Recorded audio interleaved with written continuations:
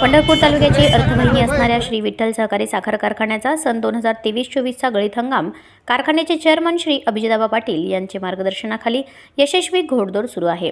श्री विठ्ठल सहकारी साखर कारखान्याचे ऊस उत्पादक शेतकरी सभासदांनी इतर कारखान्यांच्या भूलथापांना बळी न पडता कारखान्याचे चेअरमन श्री अभिजितआबा पाटील व संचालक मंडळाने ठेवलेल्या ऊस गाळपाचे 10 लाख मेट्रिक टन ऊस गाळपाचे उद्दिष्ट ठेवले असून त्याच मार्गाने घोडदौड सुरू होती, ती आज पूर्णत्वास नेली आहे।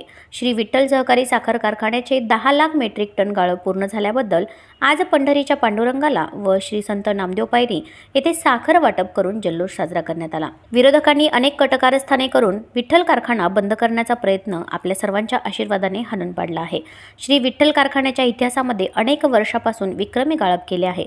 कारखान्याकडे नोंदवलेल्या सर्व ऊसाचे गाळप करणार आणि मगच कारखाना बंद होईल, त्यामुळे कोणत्याही भूलथापांना बळी पडू नका असे आवाहन चेअरमन अभिजितआबा पाटील यांनी केले आहे।